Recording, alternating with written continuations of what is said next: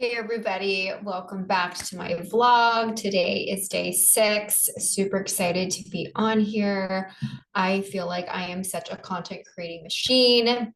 Usually every day I do create content, spiritual content, either on TikTok, Instagram, all that stuff. And I broke the cherry to my podcast. And today I recorded a podcast episode, which will be released tomorrow. So I'm super excited to do that. And then the software that I use actually updated. And so I was a little worried thinking, oh my goodness, do I still remember how to edit a podcast and layer the images, the music, all that stuff, getting clips. And it totally reminded me like, oh yeah, this is like a full-time job. But it's a lot, and to be honest, today I completely woke up in a lot of anxiety, and I feel like a lot of my vlogs are just going to be, or like going in the direction of how do I live my life as a yogini, as a person who practices yoga?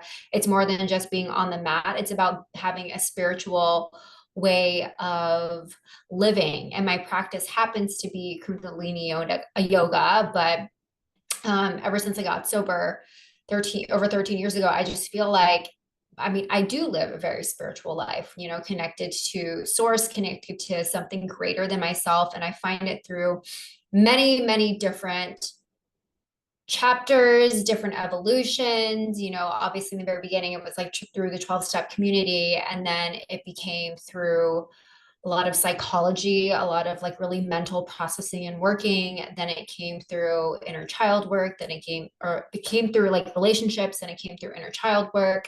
Now it's definitely like been more of the divine feminine, and now it's like really taking shape and form of just using, primarily like Kundalini yoga as a practice, or one of the 3 tenets of how I live my life, and creating it into this sort of tool set that I have. And a lot of it has been a lot of divine feminine work, but I think the more and more that I get into this, it's like, regardless of how you identify yourself, the ultimate truth is you. And what does that mean? And how is that unique to you?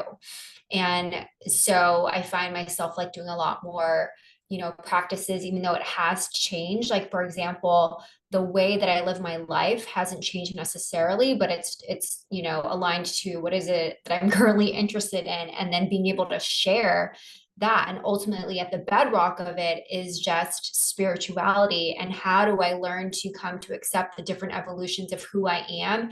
How do I learn to work with these new parts of me that are interested in very, very different things? And sometimes like different seasons of who I am. But ultimately at the end of the day, it's a reckoning and reclamation of like coming home to yourself. What do you believe? What do you think you know? And ultimately I'm starting to believe like I don't fucking know anything. And that's okay. That is totally okay. And that is just, that's life, right? That's life, of being able to welcome all different parts of you. And I do remember, I can't remember the person who quoted it, but it was like, the one thing that you can count on is basically attending the many different funerals of the person that you're in the relationship with, because you're often going to have to welcome the new parts of them. So who you married is going to be different than who you end up with 5 years from now, or even a month from now. And that goes for us as individuals, regardless of whether we're in partnership or not. It's more about how do we welcome and honor those different parts of ourselves? How do we get into it? And that's something that I talk about in my membership for the month, of learning to honor our wildness, learning to reclaim that wildness and accept that wildness and kind of indulge it. And so, essentially spirituality to me is just having this love affair with who you are, getting really intimate with who you are and the person that you happen to be in a relationship with, just to have like the front seat to your show. And usually my partner, he rides a bike, and so I always know when he's going to come through that door. And we had a conversation because I was literally recording the podcast, and like I cut it, like I knew at the 30-minute mark, I was like, okay, he's coming up, and I just heard him, and now he's going to come up. So I'm just like I told him, our living room is basically my workspace, because I do work from home. And so I have like my desk here. you know, like the TV's here, all of that stuff. And so it's just like either being here in this space or it's, you know, being in our bedroom, but whatever. And today I woke up feeling like I was just in a lot of blocks. Like I was in a lot of blocks. I was in my head. Welcome, Scat. I was in my head and I decided to do this meditation, which is, you know, for those that don't know Kundalini, there are like the 5 sutras of the Aquarian age. And the second sutra is there is a way through every block. And it was one of the last meditations that we actually learned in my training. And I really loved how my teacher is able to share that. Usually when she does share things, it's very intuitive, whatever she feels, you know, connected to the collective in that group. And I think it was very potent because when you're in this training and it is very intense, you have a lot of dreams, you have a lot of downloads, you have a lot of desires, and it's open to you. Like it's not just you going on a retreat and then all of a sudden have these things. Like, I actually think the biggest benefit of doing a training while you're living in your day to day is the fact that you don't have that separation, right? Like, for example, when I did my tantric training, I was off in Greece for a month. You know, I wasn't talking to anybody really, like, you know, just WhatsApping people because I was on a different time zone. But ultimately, I was just there with these women, forging new friendships and relationships and just being there. And all of a sudden you come back into this separate world and everyone's like, who are you? So there's very much like a distinct demarcation of like who you were before and who you are after and like who you're going to get. And with this, because it was 4 months, it was local, it was in Berkeley, I was able to like have that experience for 2 days of like super intense, you know, 30 hours, and then, you know, go back into the day to day. And so it was more of, I would say, a balanced, recalibrated way of integrating the joys of working from home.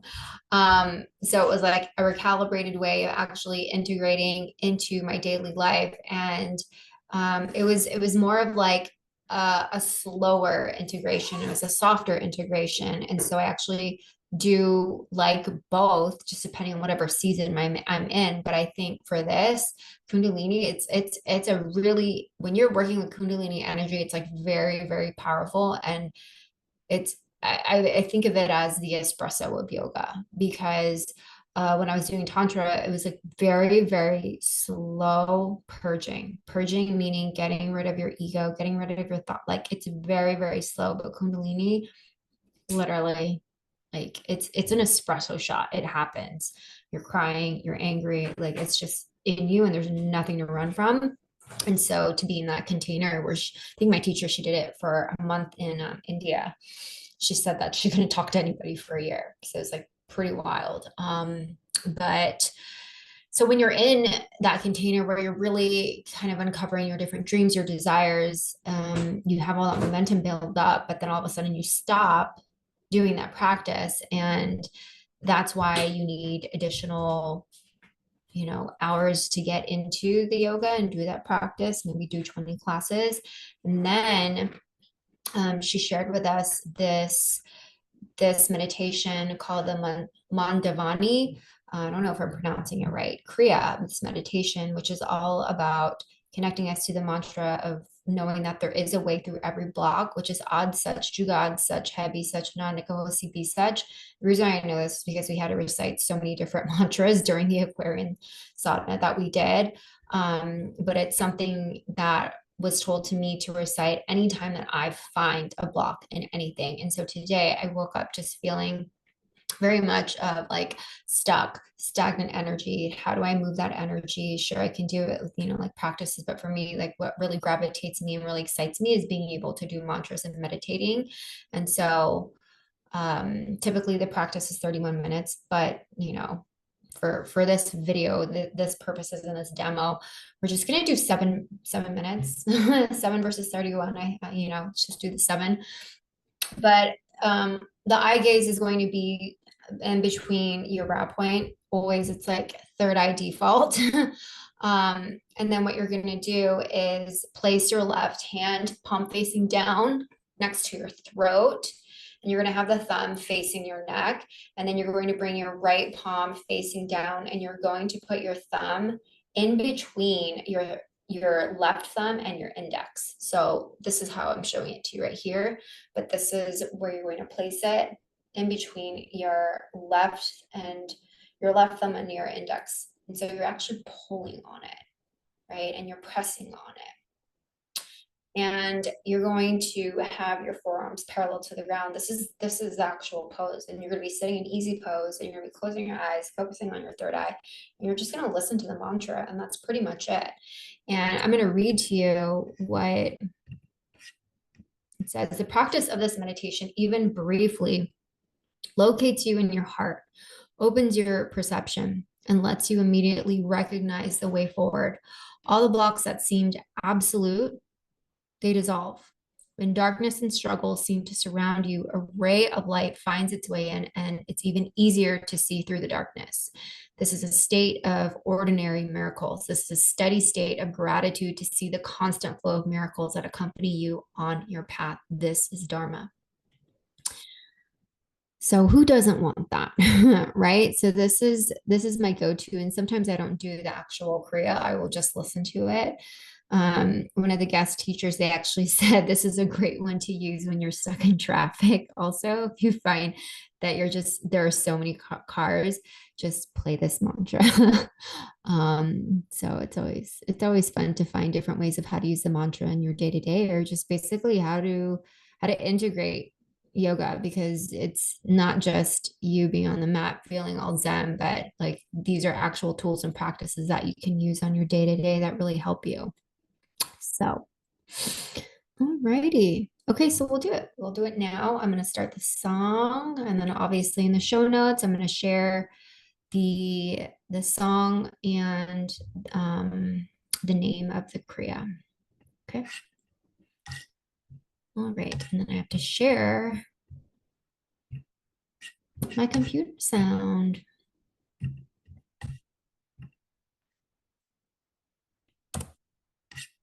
Okay, perfect. Let's do this.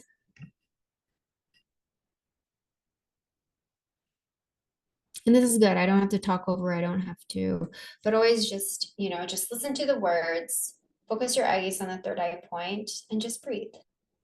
Simple, right? Okay.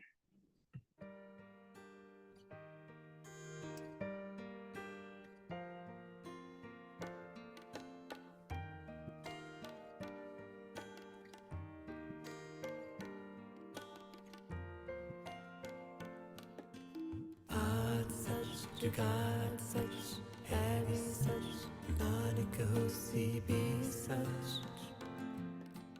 Ad Sach, Jugat Sach, Hari Sach, Nanak Hosi Be Sach. Ad Sach, Jugat Sach, Hari Sach, Nanak Hosi Be Sach. Ad Sach, Jugat Sach, Hari Sach, Nanak Hosi Be Sach. Ad Sach, Jugat Sach, Hari Sach, Nanak Hosi Be Sach. Ad Sach, Jugat Sach, Hari Sach, Nanak Hosi Be Sach. Ad Sach, Jugat Sach, Hari Sach, Nanak Hosi Be Sach. Ad Sach, Jugat Sach, Hari Sach, Nanak Hosi Be Sach. Ad Sach, Jugat Sach, Hari Sach, Nanak Hosi Be Sach. Ad Sach, Jugat Sach, Hari Sach, Nanak Hosi Be Sach. Ad Sach, Jugat Sach, Hari Sach, Nanak Hosi Be Sach. Ad Sach, Jugat Sach, Hari Sach, Nanak Hosi Be Sach. Ad Sach, Jagat Sach, Hari Sach, Nanak Hosi Bi Sach. Ad Sach, Jagat Sach, Hari Sach, Nanak Hosi Bi Sach. Ad Sach, Jagat Sach, Hari Sach, Nanak Hosi Bi Sach. Ad Sach, Jagat Sach, Hari Sach, Nanak Hosi Bi Sach. Ad Sach, Jagat Sach, Hari Sach, Nanak Hosi Bi Sach. Ad Sach, Jagat Sach, Hari Sach, Nanak Hosi Bi Sach. Ad Sach, Jagat Sach, Hari Sach, Nanak Hosi Bi Sach. Ad Sach, Jagat Sach, Ad Sach, Jagat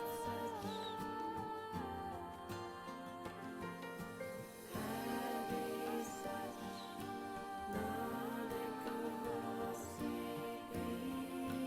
Sach. Ad Sach, Jagat Sach, Ad Sach, Jagat Sach, Hari Sach, Nanak Hosi Bi Sach. Ad Sach, Jagat Sach,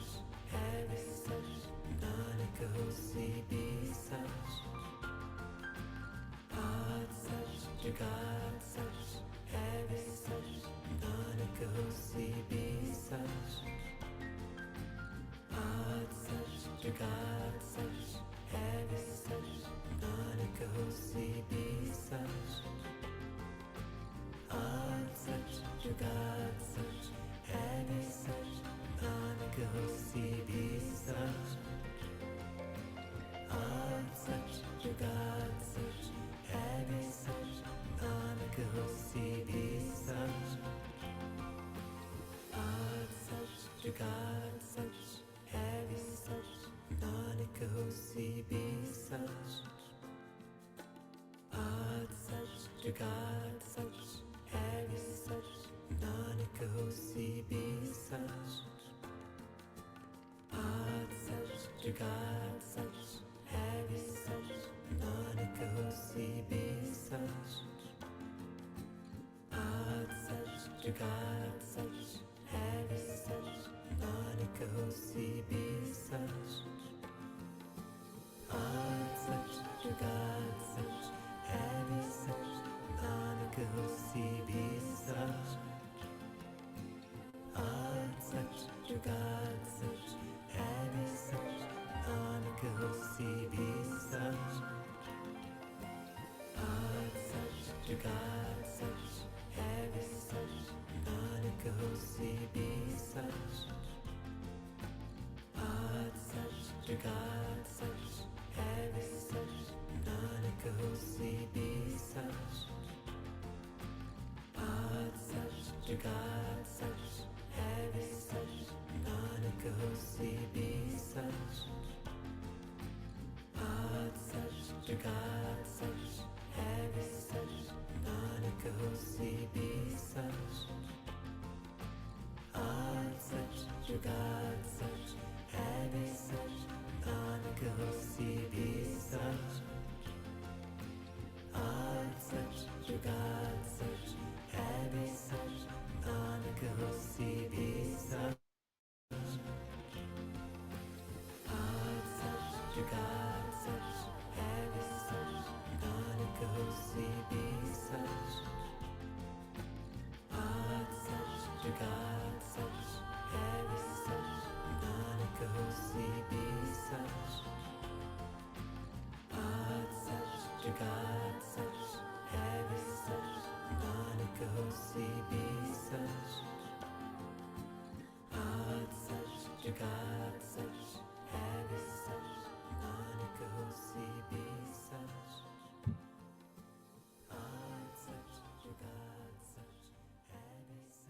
Okay, so just inhale and hold here. Hold the breath.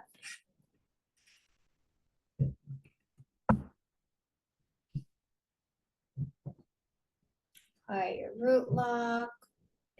Squeeze your rectum, your sex organs, your navel. And exhale 2 more times. Hands still in the same position. Hold.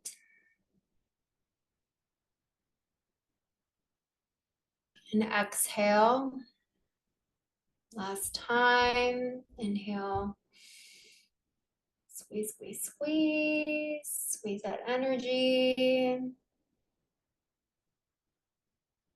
And exhale. Bring your hands palm facing up on your knees. And just notice how you feel before you started, how you feel now.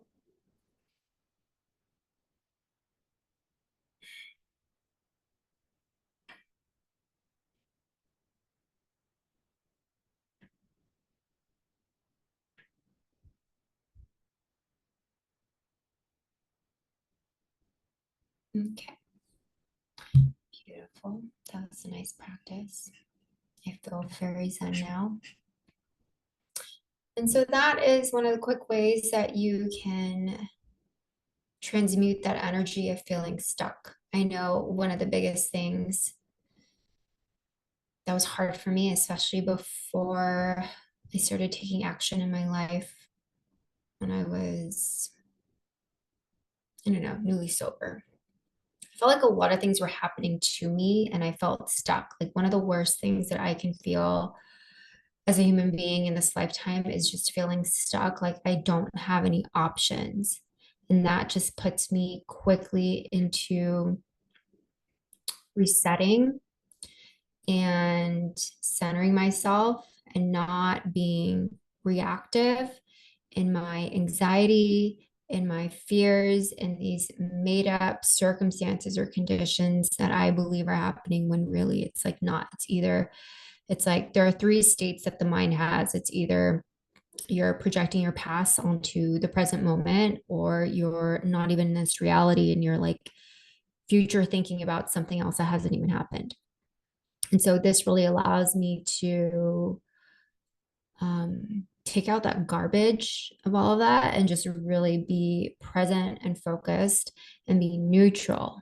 I feel like a lot of the times when I practice Kundalini, it's always resetting me back to that neutral set point. So I don't react on drama. I don't react on fear. I don't react on insecurity. So hopefully this new tool helps you. Leave a comment for me. I saw that someone liked my video yesterday. But engage with me. Would love to hear what else you are looking for, any challenges that you have, so I can share how Kundalini can also help you. All right. Thanks, everyone. Bye.